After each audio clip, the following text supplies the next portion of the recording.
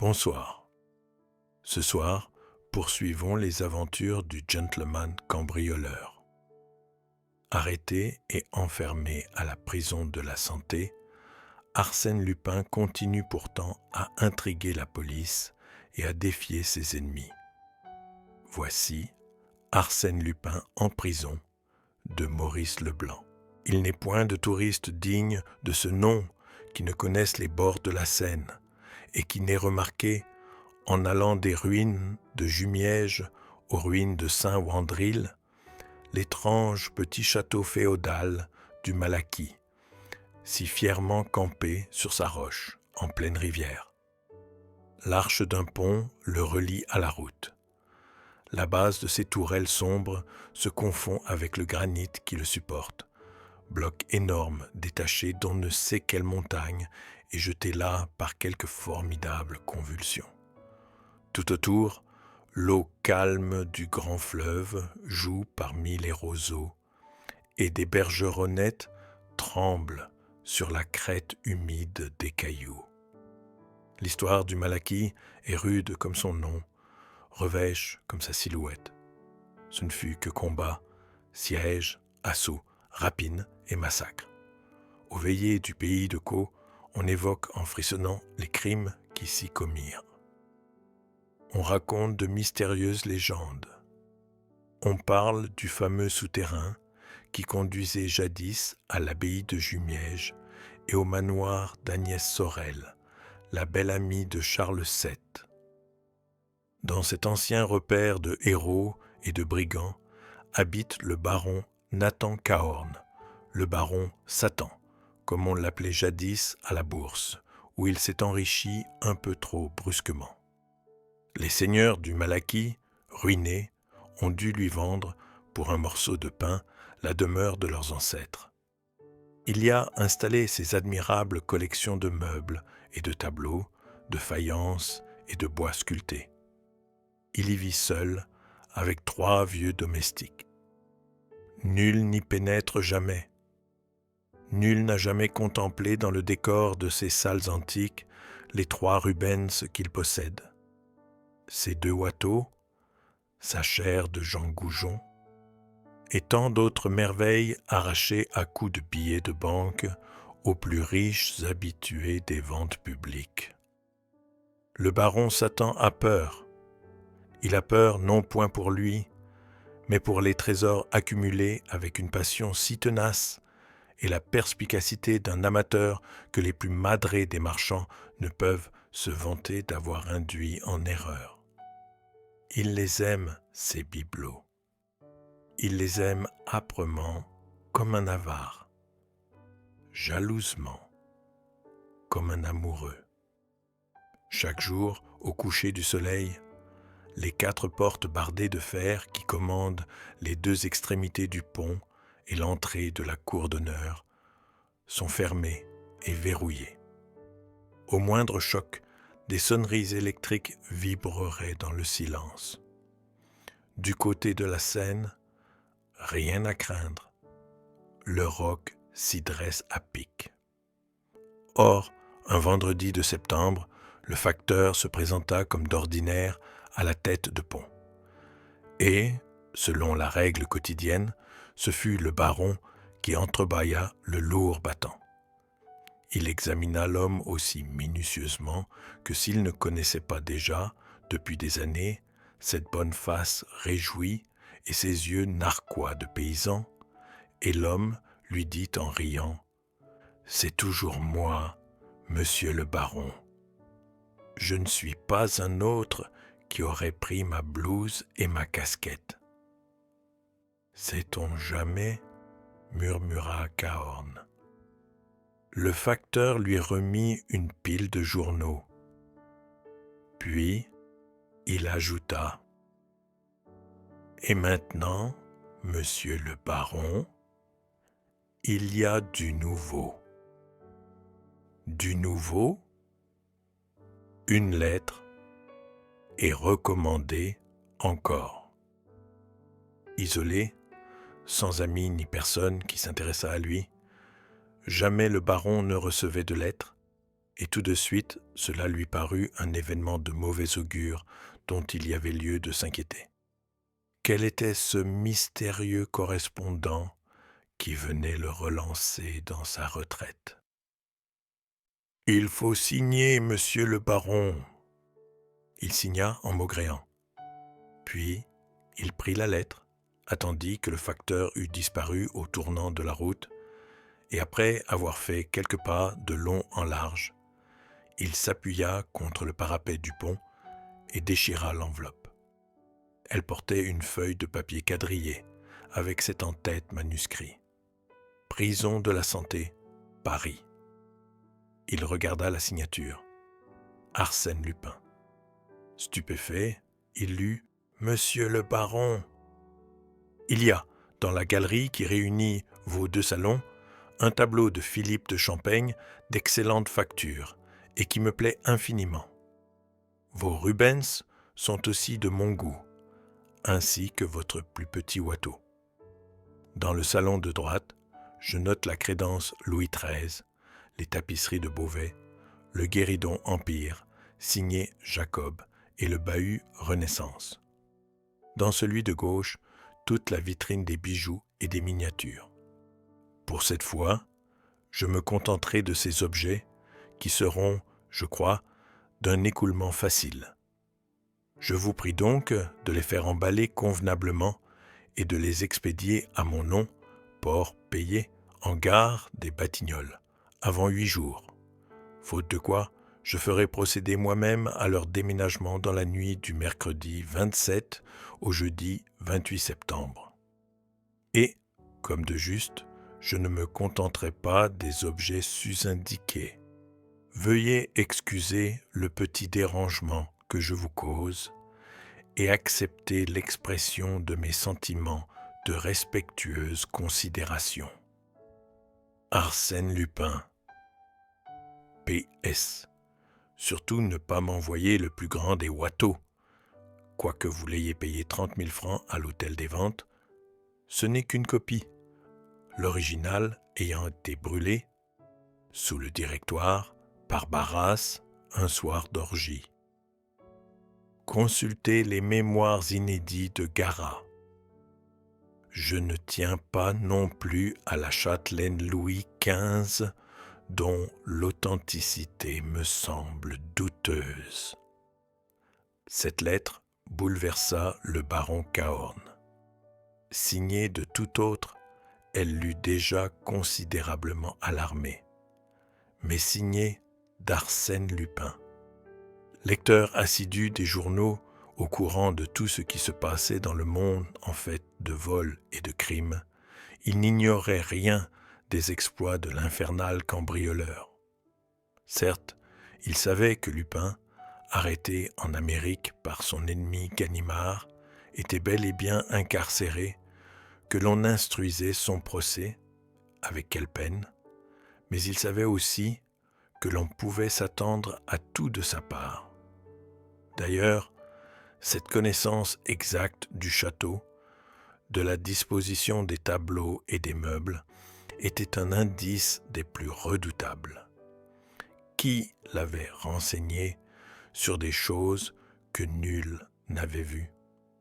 Le baron leva les yeux et contempla la silhouette farouche du Malaquis, son piédestal abrupt, l'eau profonde qui l'entoure, et haussa les épaules. Non, décidément, il n'y avait point de danger. Personne au monde ne pouvait pénétrer jusqu'au sanctuaire inviolable de ses collections. Personne, soit, mais Arsène Lupin. Pour Arsène Lupin, est-ce qu'il existe des portes, des ponts-levis, des murailles? À quoi servent les obstacles les mieux imaginés, les précautions les plus habiles, si Arsène Lupin a décidé d'atteindre tel but? Le soir même, il écrivit au procureur de la République à Rouen. Il envoyait la lettre de menace et réclamait aide et protection. La réponse ne tarda point. Le nommé Arsène Lupin étant actuellement détenu à la Santé, surveillé de près et dans l'impossibilité d'écrire, la lettre ne pouvait être que l'œuvre d'un mystificateur. Tout le démontrait, la logique et le bon sens comme la réalité des faits. Toutefois, et par excès de prudence, on avait commis un expert à l'examen de l'écriture, et l'expert déclarait que, malgré certaines analogies, cette écriture n'était pas celle du détenu. Malgré certaines analogies, le baron ne retint que ces 3 mots effarants, où il voyait l'aveu d'un doute qui, à lui seul, aurait dû suffire pour que la justice intervînt. Ses craintes s'exaspérèrent. Il ne cessait de relire la lettre. « Je ferai procéder moi-même au déménagement. » Et cette date précise, la nuit du mercredi 27 au jeudi 28 septembre. Soupçonneux et taciturne, il n'avait pas osé se confier à ses domestiques, dont le dévouement ne lui paraissait pas à l'abri de toute épreuve. Cependant, pour la première fois depuis des années, il éprouvait le besoin de parler, de prendre conseil. Abandonné par la justice de son pays, il n'espérait plus se défendre avec ses propres ressources, et il fut sur le point d'aller jusqu'à Paris et d'implorer l'assistance de quelque ancien policier. 2 jours s'écoulèrent. Le 3e, en lisant ses journaux, il tressaillit de joie. Le Réveil de Caudebec publiait cet entrefilet. « Nous avons le plaisir de posséder dans nos murs, voilà bientôt 3 semaines, l'inspecteur principal, Ganimard, un des vétérans du service de la sûreté. Monsieur Ganimard, à qui l'arrestation d'Arsène Lupin, sa dernière prouesse, a valu une réputation européenne, se repose de ses longues fatigues en taquinant le goujon et la blette. Ganimard, voilà bien l'auxiliaire que cherchait le baron Cahorn. Qui mieux que le retors et patient Ganimard saurait déjouer les projets de Lupin? Le baron n'hésita pas. 6 kilomètres séparent le château de la petite ville de Caudebec. Il les franchit d'un pas allègre en homme que surexcite l'espoir du salut. Après plusieurs tentatives infructueuses pour connaître l'adresse de l'inspecteur principal, il se dirigea vers les bureaux du Réveil, situés au milieu du quai. Il y trouva le rédacteur de l'entrefilet qui, s'approchant de la fenêtre, s'écria « Ganimard ! Mais vous êtes sûr de le rencontrer le long du quai, la ligne à la main. C'est là que nous avons lié connaissance et que j'ai lu par hasard son nom gravé sur sa canne à pêche. Tenez, le petit vieux que l'on aperçoit là-bas, sous les arbres de la promenade, en redingote et en chapeau de paille, justement, ah, un drôle de type, pas causeur et plutôt bourru. 5 minutes après, le baron abordait le célèbre Ganimard, se présentait et tâchait d'entrer en conversation. N'y parvenant point, il aborda franchement la question et exposa son cas. L'autre écouta, immobile, sans perdre de vue le poisson qu'il guettait.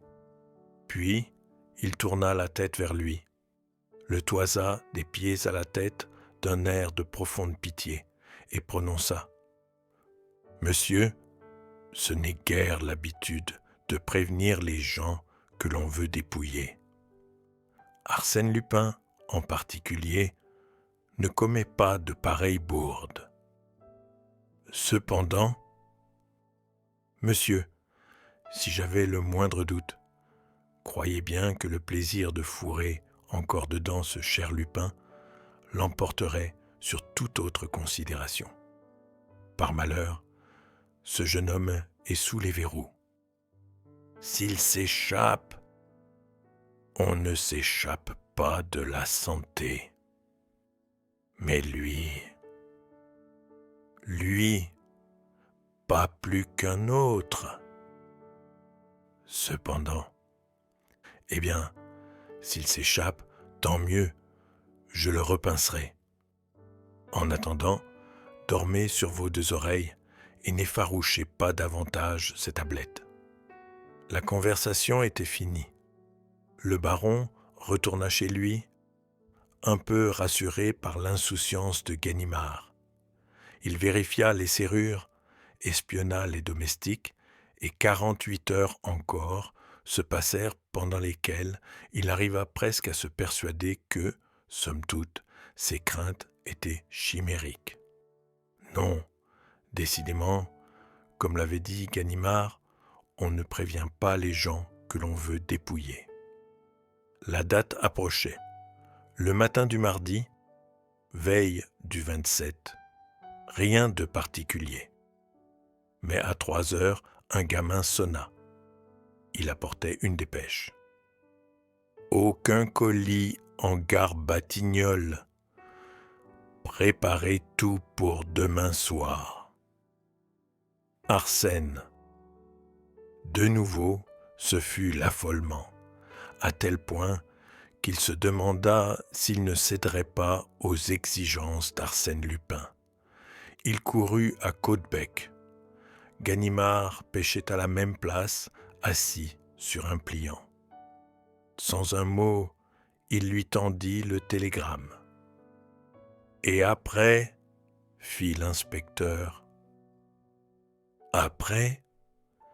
Mais c'est pour demain. » « Quoi ? » « Le cambriolage, le pillage de mes collections. » Ganimard déposa sa ligne, se tourna vers lui et, les deux bras croisés sur sa poitrine, s'écria d'un ton d'impatience.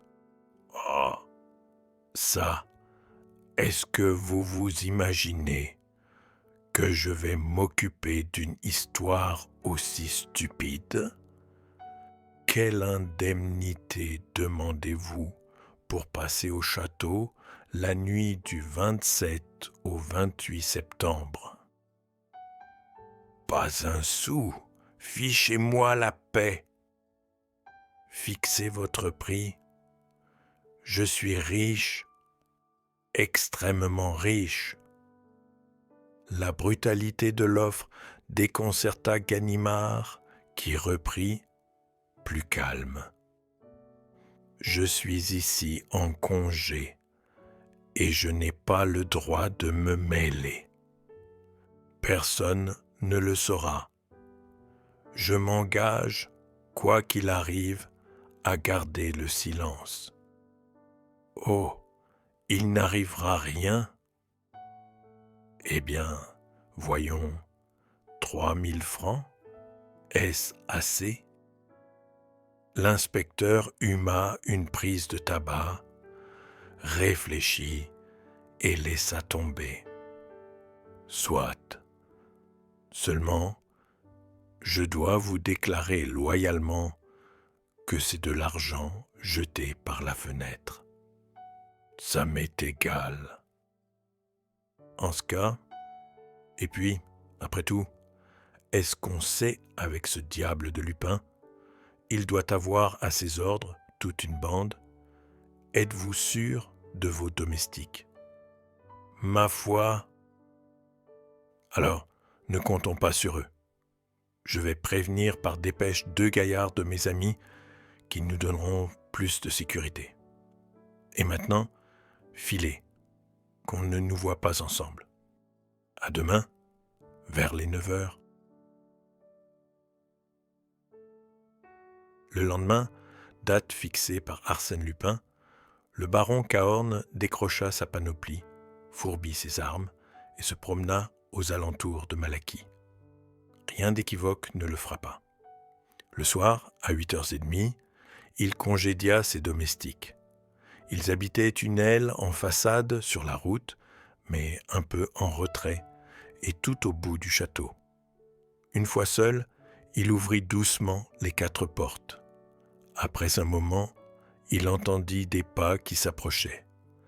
Ganimard présenta ses 2 auxiliaires, grands gars solides, au cou de taureau et aux mains puissantes, puis demanda certaines explications. S'étant rendu compte de la disposition des lieux, il ferma soigneusement et barricada toutes les issues par où l'on pouvait pénétrer dans les salles menacées. Il inspecta les murs, souleva les tapisseries, puis enfin, il installa ses agents dans la galerie centrale. Pas de bêtises, hein? On n'est pas ici pour dormir. À la moindre alerte, ouvrez les fenêtres de la cour et appelez-moi. Attention aussi du côté de l'eau. 10 mètres de falaise droite, des diables de leur calibre, ça ne les effraie pas. Il les enferma, emporta les clés et dit au baron « Et maintenant, à notre poste ». Il avait choisi, pour y passer la nuit, une petite pièce pratiquée dans l'épaisseur des murailles d'enceinte entre les 2 portes principales, et qui était, jadis, le réduit du veilleur.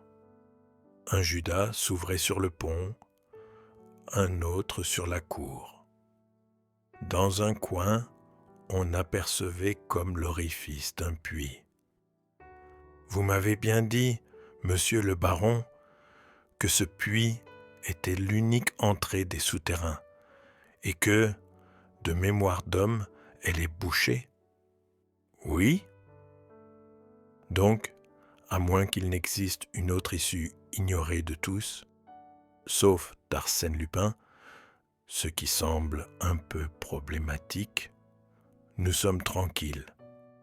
Il aligna 3 chaises, s'étendit confortablement, alluma sa pipe et soupira. « Vraiment, monsieur le baron, il faut que j'aie rudement envie d'ajouter un étage à la maisonnette où je dois finir mes jours pour accepter une besogne aussi élémentaire. Je raconterai l'histoire à l'ami Lupin, il se tiendra les côtes de rire. » Le baron ne riait pas. L'oreille aux écoutes, il interrogeait le silence avec une inquiétude croissante.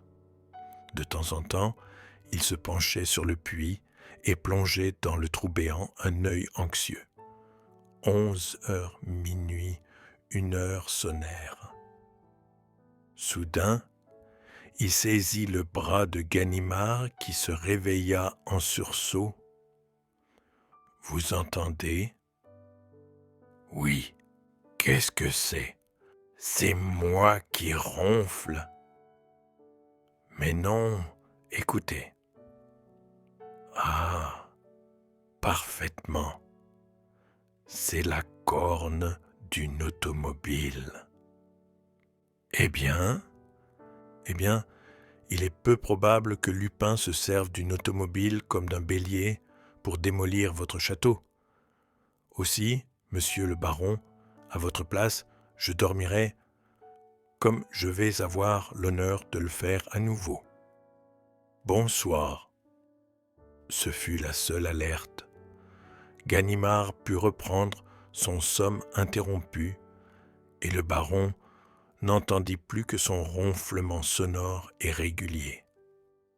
Au petit jour, ils sortirent de leur cellule. Une grande paix sereine, la paix du matin, au bord de l'eau fraîche, enveloppait le château. Cahorn, radieux de joie, Ganimard, toujours paisible, ils montèrent l'escalier. Aucun bruit. Rien de suspect. « Que vous avais-je dit, monsieur le baron ? Au fond, je n'aurais pas dû accepter. Je suis honteux. » Il prit les clés et entra dans la galerie. Sur 2 chaises, courbées, les bras ballants, les 2 agents dormaient. « Tonnerre de nom d'un chien !» grogna l'inspecteur. Au même instant, le baron poussait un cri. « Les tableaux ! La crédence !» Il balbutiait, suffoquait, la main tendue vers les places vides, vers les murs dénudés où pointèrent les clous, où pendaient les cordes inutiles. Le Watteau, disparu. Les Rubens, enlevés. Les tapisseries, décrochées. Les vitrines, vidées de leurs bijoux. Et mes candélabres Louis XVI. Et le chandelier du Régent. Et ma Vierge du XIIe. Il courait d'un endroit à l'autre, effaré, désespéré. Il rappelait ses prix d'achat, additionnait les pertes subies, accumulait des chiffres, tout cela pêle-mêle, en mots indistincts, en phrases inachevées. Il trépignait, il se convulsait.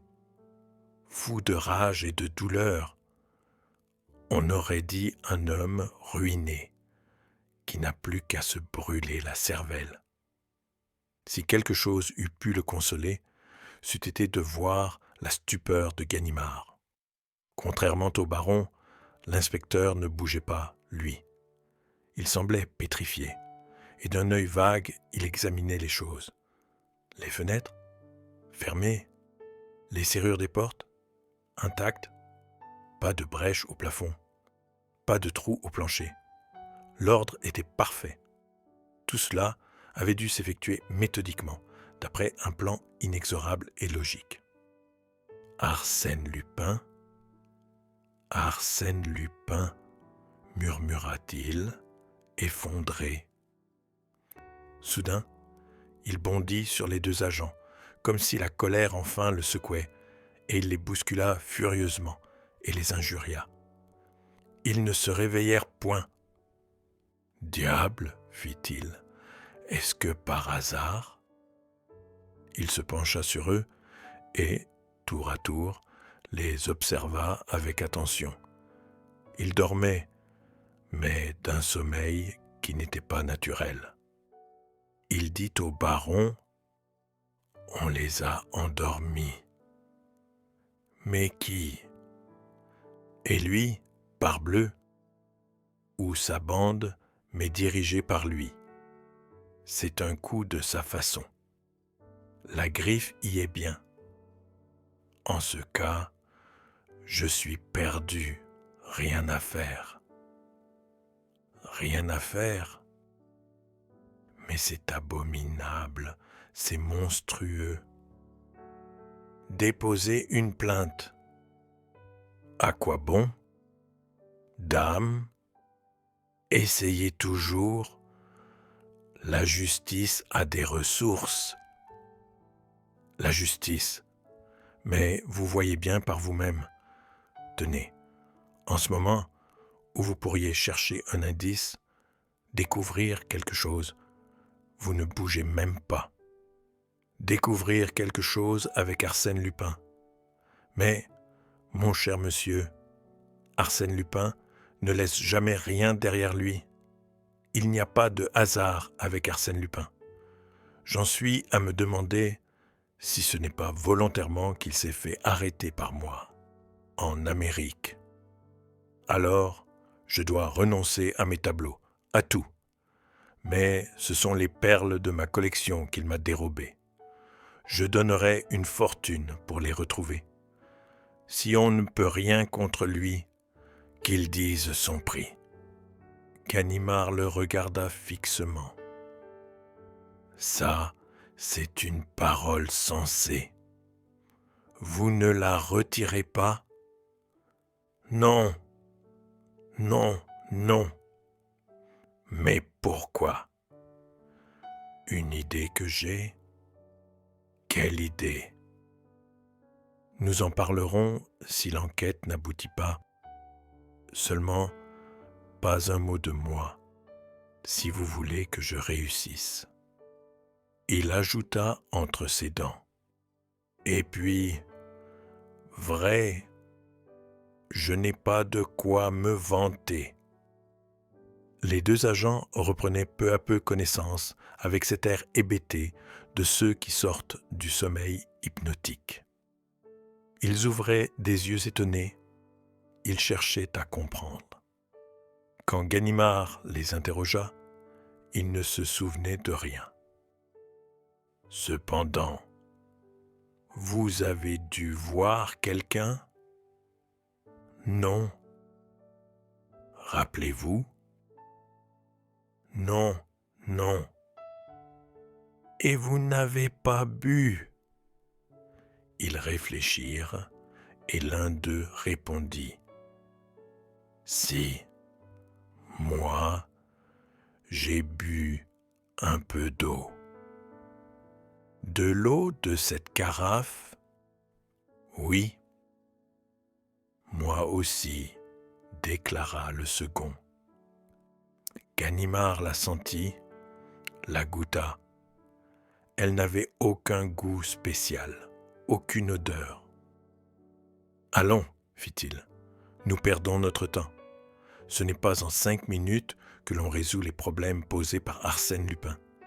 Mais, morbleu, je jure bien que je le repincerai.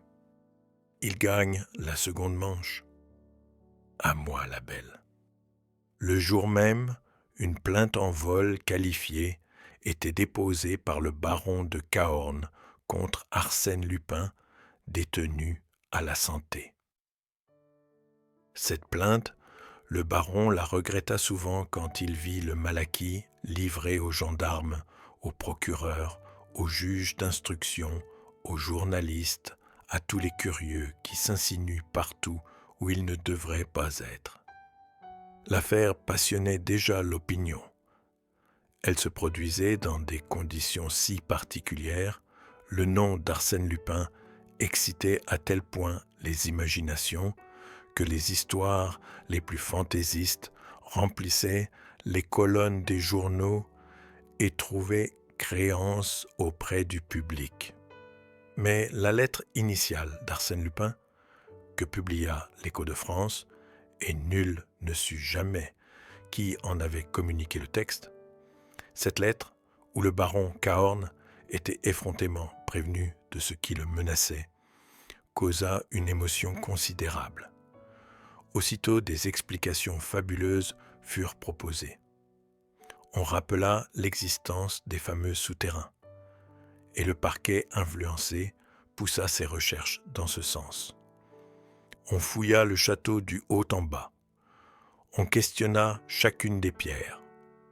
On étudia les boiseries et les cheminées, les cadres des glaces et les poutres des plafonds. À la lueur des torches, on examina les caves immenses où les seigneurs du Malaquis entassaient jadis leurs munitions et leurs provisions. On sonda les entrailles du rocher. Ce fut vainement. On ne découvrit pas le moindre vestige de souterrain. Il n'existait point de passage secret. Soit, répondait-on de tous côtés, mais des meubles et des tableaux ne s'évanouissent pas comme des fantômes. Cela s'en va par des portes et par des fenêtres, et les gens qui s'en emparent s'introduisent et s'en vont également par des portes et des fenêtres. Quels sont ces gens? Comment se sont-ils introduits et comment s'en sont-ils allés? Le parquet de Rouen, convaincu de son impuissance, sollicita le secours d'agents parisiens. M. Dudouis, le chef de la sûreté, envoya ses meilleurs limiers de la brigade de fer. Lui-même fit un séjour de 48 heures au Malaquis. Il ne réussit pas davantage. C'est alors qu'il manda l'inspecteur principal Ganimard, dont il avait eu si souvent l'occasion d'apprécier les services. Ganimard écouta silencieusement les instructions de son supérieur, puis, hochant la tête, il prononça: « Je crois que l'on fait fausse route en s'obstinant à fouiller le château. La solution est ailleurs. » « Et où donc ? » ?»« Auprès d'Arsène Lupin. »« Auprès d'Arsène Lupin. Supposer cela, c'est admettre son intervention. » »« Je l'admets. Bien plus, Je la considère comme certaine. Voyons, Ganimard, c'est absurde. Arsène Lupin est en prison. Arsène Lupin est en prison, soit. Il est surveillé, je vous l'accorde. Mais il aurait les fers aux pieds, des cordes aux poignets et un bâillon sur la bouche que je ne changerai pas d'avis. Et pourquoi cette obstination ? Parce que, seul, Arsène Lupin est de taille à combiner une machine de cette envergure, et de la combiner de telle façon qu'elle réussisse comme elle a réussi. Des mots, Ganimard, qui sont des réalités. Mais voilà, qu'on ne cherche pas de souterrain, de pierres tournant sur un pivot et autres balivernes de ce calibre. Notre individu n'emploie pas des procédés aussi vieux jeu. Il est d'aujourd'hui, ou plutôt de demain. Et vous concluez ? Je conclus en vous demandant nettement l'autorisation de passer 1 heure avec lui. Dans sa cellule ? Oui. Au retour d'Amérique, nous avons entretenu, pendant la traversée, d'excellents rapports, et j'ose dire qu'il a quelque sympathie pour celui qui a su l'arrêter. S'il peut me renseigner sans se compromettre, il n'hésitera pas à m'éviter un voyage inutile. Il était un peu plus de midi lorsque Ganimard fut introduit dans la cellule d'Arsène Lupin. Celui-ci, étendu sur son lit, leva la tête et poussa un cri de joie. « Oh, ça c'est une vraie surprise. Ce cher Ganimard, ici, lui-même. Je désirais bien des choses dans la retraite que j'ai choisie, mais aucune plus passionnément que de vous y recevoir. Trop aimable. Mais non, je professe pour vous la plus vive estime. J'en suis fier. Je l'ai toujours prétendu. Ganimard est notre meilleur détective. Il vaut presque, vous voyez comme je suis franc, il vaut presque Sherlock Holmes. Mais, en vérité, je suis désolé de n'avoir à vous offrir que cet escabeau. Et pas un rafraîchissement. Pas un verre de bière. Excusez-moi, je suis là de passage. Ganimard s'assit en souriant et le prisonnier reprit « Heureux de parler ? Mon Dieu, que je suis content de reposer mes yeux sur la figure d'un honnête homme. J'en ai assez de toutes ces faces d'espions et de mouchards qui passent 10 fois par jour la revue de mes poches et de ma modeste cellule pour s'assurer que je ne prépare pas une évasion. Fichtre, ce que le gouvernement tient à moi. Il a raison. Mais non, je serais si heureux qu'on me laissât vivre dans mon petit coin avec les rentes des autres. N'est-ce pas ?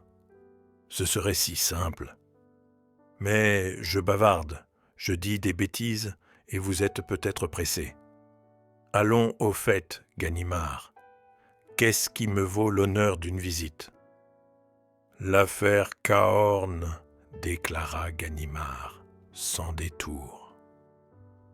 Halte là. 1 seconde, c'est que j'en ai tant d'affaires, que je trouve d'abord dans mon cerveau le dossier de l'affaire Cahorn. Ah, voilà, j'y suis. Affaire Cahorn, château du Malaquis, scène inférieure. 2 Rubens, un Watteau et quelques menus objets. Menus ? Oh, ma foi, tout cela est de médiocre importance. Il y a mieux. Mais il suffit que l'affaire vous intéresse. Parlez donc, Ganimard. Dois-je vous expliquer où nous en sommes de l'instruction? Inutile. J'ai lu les journaux de ce matin. Je me permettrai même de vous dire que vous n'avancez pas vite. C'est précisément la raison pour laquelle je m'adresse à votre obligeance. Entièrement à vos ordres. Tout d'abord ceci. L'affaire a bien été conduite par vous, depuis A jusqu'à Z. La lettre d'avis, le télégramme, sont de votre serviteur. Je dois même en avoir quelque part les récépissés. Arsène ouvrit le tiroir d'une petite table en bois blanc qui composait avec le lit et l'escabeau tout le mobilier de sa cellule, y prit 2 chiffons de papier et les tendit à Ganimard. « Ah, ça plut !» s'écria celui-ci. « Je vous croyais gardé à vue et fouillé pour un oui ou pour un non. Or, vous lisez les journaux, vous collectionnez les reçus de la poste. Bah, ces gens-là sont si bêtes. Ils décousent la doublure de ma veste, ils explorent les semelles de mes bottines, ils auscultent les murs de cette pièce, mais pas un n'aurait l'idée qu'Arsène Lupin soit assez niais pour choisir une cachette aussi facile. C'est bien là-dessus que j'ai compté. » Ganimard, amusé, s'exclama. « Quel drôle de garçon vous faites! Vous me déconcertez. Allons, racontez-moi l'aventure. » « Oh, oh, comme vous y allez. Vous initiez à tous mes secrets. Vous dévoilez mes petits trucs. C'est bien grave. Ai-je eu tort de compter sur votre complaisance? Non, Ganimard. Et puisque vous insistez, Arsène Lupin arpenta 2 ou 3 fois sa chambre, puis, s'arrêtant. « Que pensez-vous de ma lettre au baron? Je pense que vous avez voulu vous divertir, épater un peu la galerie. » « Ah, voilà, épater la galerie. Eh bien, je vous assure, Ganimard, que je vous croyais plus fort. Est-ce que je m'attarde à ces puérilités, moi, Arsène Lupin? Est-ce que j'aurais écrit cette lettre si j'avais pu dévaliser le baron sans lui écrire? Mais comprenez donc, vous et les autres, que cette lettre est le point de départ indispensable, le ressort qui a mis toute la machine en branle. Voyons, procédons par ordre et préparons ensemble, si vous voulez, le cambriolage du Malaquis. Je vous écoute. Donc, supposons un château rigoureusement fermé, barricadé, comme l'était celui du baron Cahorn. Vais-je abandonner la partie et renoncer à des trésors que je convoite sous prétexte que le château qui les contient est inaccessible? Évidemment non. Vais-je tenter l'assaut comme autrefois à la tête d'une troupe d'aventuriers? Enfantin. Vais-je m'y introduire sournoisement? Impossible. Reste un moyen, l'unique à mon avis, c'est de me faire inviter par le propriétaire du dit château. Le moyen est original et combien facile. Supposons qu'un jour, le dit propriétaire reçoive une lettre l'avertissant de ce que trame contre lui un nommé Arsène Lupin, cambrioleur réputé. Que fera-t-il? Il enverra la lettre au procureur, qui se moquera de lui, puisque le dit Lupin est actuellement sous les verrous. Donc, affolement du bonhomme, lequel est tout prêt à demander secours au premier venu, n'est-il pas vrai? Cela est hors de doute. Et s'il lui arrive de lire dans une feuille de chou qu'un policier célèbre est en villégiature dans la localité voisine, il ira s'adresser à ce policier. Vous l'avez dit, mais d'autre part, admettons qu'en prévision de cette démarche inévitable, Arsène Lupin ait prié l'un de ses amis les plus habiles de s'installer à Caudebec, d'entrer en relation avec un rédacteur du Réveil, journal auquel est abonné le baron, de laisser entendre qu'il est un tel, le policier célèbre, qu'adviendra-t-il? Que le rédacteur annoncera dans le Réveil la présence à Caudebec du dit policier. Parfait. Et de deux choses l'une, ou bien le poisson, je veux dire Cahorn, ne mord pas à l'hameçon, et alors rien ne se passe. Ou bien, et c'est l'hypothèse la plus vraisemblable, il accourt, tout frétillant. Et voilà donc mon Cahorn implorant contre moi l'assistance de l'un de mes amis, de plus en plus original. Bien entendu, le pseudo-policier refuse d'abord son concours. Là-dessus, dépêche d'Arsène Lupin. Épouvante du baron qui supplie de nouveau mon ami et lui offre temps pour veiller à son salut. Le dit ami accepte, amène 2 gaillards de notre bande qui, la nuit, pendant que Cahorn est gardé à vue par son protecteur, déménagent par la fenêtre un certain nombre d'objets et les laisse glisser, à l'aide de cordes, dans une bonne petite chaloupe affrétée ad hoc. C'est simple comme Lupin. Et c'est tout bêtement merveilleux, s'écria Ganimard, et je ne saurais trop louer la hardiesse de la conception et l'ingéniosité des détails. Mais je ne vois guère de policier assez illustre pour que son nom ait pu attirer, suggestionner le baron à ce point. Il y en a un et il n'y en a qu'un. Lequel? Celui du plus illustre, de l'ennemi personnel d'Arsène Lupin, bref, de l'inspecteur Ganimard. Moi? Vous-même, Ganimard. Et voilà ce qu'il y a de délicieux.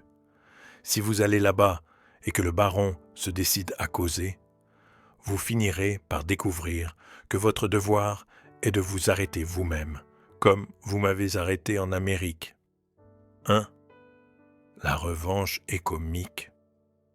Je fais arrêter Ganimard par Ganimard. Arsène Lupin riait de bon cœur. L'inspecteur, assez vexé, se mordait les lèvres. La plaisanterie ne lui semblait pas mériter de tels accès de joie. L'arrivée d'un gardien lui donna le loisir de se remettre. L'homme apportait le repas qu'Arsène Lupin, par faveur spéciale, faisait venir du restaurant voisin. Ayant déposé le plateau sur la table, il se retira. Arsène s'installa, rompit son pain, en mangea 2 ou 3 bouchées et reprit « Mais soyez tranquille, mon cher Ganimard, vous n'irez pas là-bas. Je vais vous révéler une chose qui vous stupéfiera. L'affaire Cahorn est sur le point d'être classée. » « Hein? Sur le point d'être classée, vous dis-je? Allons donc, je quitte à l'instant le chef de la sûreté. Et après, est-ce que M. Dudouis en sait plus long que moi sur ce qui me concerne? Vous apprendrez que Ganimard, excusez-moi, que le pseudo-Ganimard est resté en fort bons termes avec le baron. Celui-ci, et c'est la raison principale pour laquelle il n'a rien avoué, l'a chargé de la très délicate mission de négocier avec moi une transaction et, à l'heure présente, moyennant une certaine somme, il est probable que le baron est rentré en possession de ses chers bibelots. En retour de quoi, il retirera sa plainte. Donc, plus de vol. Donc, il faudra bien que le parquet abandonne. Ganimard considéra le détenu d'un air stupéfait. « Et comment savez-vous tout cela ? Je viens de recevoir la dépêche que j'attendais. » « Vous venez de recevoir une dépêche ? » ?»« À l'instant, cher ami. Par politesse, je n'ai pas voulu la lire en votre présence. Mais si vous m'y autorisez. » « Vous vous moquez de moi, Lupin. Veuillez, mon cher ami, décapiter doucement cet œuf à la coque. Vous constaterez par vous-même que je ne me moque pas de vous. » Machinalement, Ganimard obéit et cassa l'œuf avec la lame d'un couteau. Un cri de surprise lui échappa. La coque, vide, contenait une feuille de papier bleu. Sur la prière d'Arsène, il la déplia. C'était un télégramme, ou plutôt une partie de télégramme, auquel on avait arraché les indications de la poste. Il lut « Accord conclu. 100 000 balles livrées. Tout va bien. » « 100 000 balles, fit-il. « Oui, 100 000 francs. C'est peu. Mais enfin, les temps sont durs. Et j'ai des frais généraux si lourds. Si vous connaissiez mon budget, un budget de grande ville. » Ganimard se leva. Sa mauvaise humeur s'était dissipée. Il réfléchit quelques secondes, embrassa d'un coup d'œil toute l'affaire pour tâcher d'en découvrir le point faible. Puis, il prononça d'un ton où il laissait franchement percer son admiration de connaisseur. « Par bonheur, il n'en existe pas des douzaines comme vous, sans quoi il n'y aurait plus qu'à fermer boutique. » Arsène Lupin prit un petit air modeste et répondit « Bah, il fallait bien se distraire, occuper ses loisirs, d'autant que le coup ne pouvait réussir que si j'étais en prison. »« Comment ?» s'exclama Ganimard. « Votre procès, votre défense, l'instruction, tout cela ne vous suffit donc pas pour vous distraire ? » ?»« Non, car j'ai résolu de ne pas assister à mon procès. » « Oh ! Oh !» Arsène Lupin répéta posément. « Je n'assisterai pas à mon procès. » « En vérité ? Ah, ça, mon cher, vous imaginez-vous que je vais pourrir sur la paille humide ? Vous m'outragez. Arsène Lupin ne reste en prison que le temps qu'il lui plaît, et pas une minute de plus. Il eût peut-être été plus prudent de commencer par ne pas y entrer, objecta l'inspecteur d'un ton ironique. Ah, monsieur Raille, monsieur se souvient qu'il a eu l'honneur de procéder à mon arrestation. Sachez, mon respectable ami, que personne, pas plus vous qu'un autre, n'eût pu mettre la main sur moi, si un intérêt beaucoup plus considérable ne m'avait sollicité à ce moment critique. Vous m'étonnez. Une femme me regardait, Ganimard, et je l'aimais. Comprenez-vous tout ce qu'il y a dans ce fait d'être regardé par une femme que l'on aime ? Le reste m'importait peu, je vous jure. Et c'est pourquoi je suis ici. Depuis bien longtemps, Permettez-moi de le remarquer. Je voulais oublier d'abord. Ne riez pas. L'aventure avait été charmante et j'en ai gardé encore le souvenir attendri.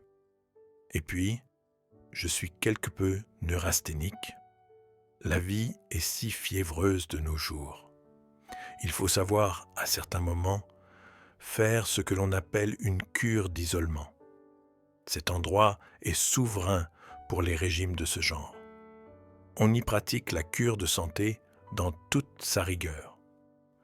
Arsène Lupin, observa Ganimard, vous vous payez ma tête. Ganimard, affirma Lupin, nous sommes aujourd'hui vendredi. Mercredi prochain, j'irai fumer mon cigare chez vous, rue Pergolèse, à 4 heures de l'après-midi. Arsène Lupin, je vous attends. Ils se serrèrent la main comme deux bons amis qui s'estiment à leur juste valeur, et le vieux policier se dirigea vers la porte. Ganimard. Celui-ci se retourna. Qu'y a-t-il? Ganimard. Vous oubliez votre montre. Ma montre? Oui, elle s'est égarée dans ma poche. Il la rendit en s'excusant. Pardonnez-moi, une mauvaise habitude. Mais ce n'est pas une raison parce qu'ils m'ont pris la mienne pour que je vous prive de la vôtre. D'autant que j'ai là un chronomètre dont je n'ai pas à me plaindre et qui satisfait pleinement à mes besoins. Il sortit du tiroir une large montre en or, épaisse et confortable, ornée d'une lourde chaîne. « Et celle-ci, de quelle poche vient-elle » demanda Ganimard. Arsène Lupin examina négligemment les initiales. « JB. Qui diable cela peut-il bien être ? Ah oui, je me souviens. Jules Bouvier, mon juge d'instruction, un homme charmant.